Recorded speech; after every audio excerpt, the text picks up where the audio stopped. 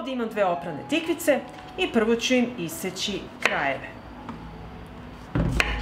Ovako, i iseći ću na kolutove. Kolutovi neka budu ove debljine. I tako ću iseći tikvice.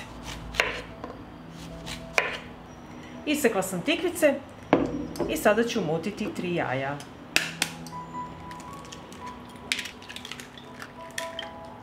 Dodat ću malo soli i umutit ću jaja.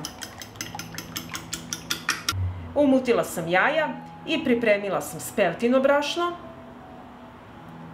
i prezle. Začinit ću prezle, dodat ću malo soli. Dodat ću i bibera, kašičicu belog luka u granulama, dodat ću i suvi organski začin, a kako se pravi ostavit ću vam link u komentaru. I sve ću ovo promešati. I evo, pripremila sam sve sastojke i jedan pleh obložen papirom za pečenje. I sada krećem sa pripremom. Tikvicu valjam u speltino brašno. Zatim idemo u jaja.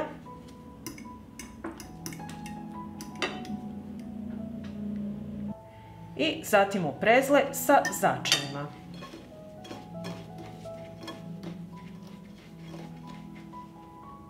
I ovako pripremljenu tikvicu stavljam na pleh i ponavljamo postupak.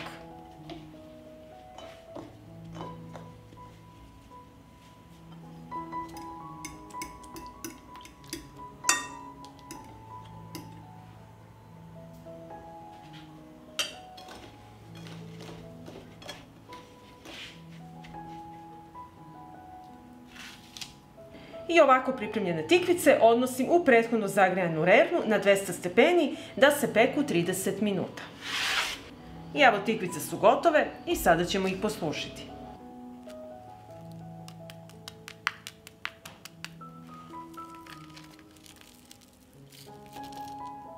I evo, poslužili smo naše današnje tikvice. Izuzetno su lagane i veoma brzo se pripremaju.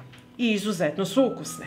Pa ako vam se dopada ovaj moj recept, vi naravno lajkujte, prijavite se na moj kanal i ostavite mi komentar.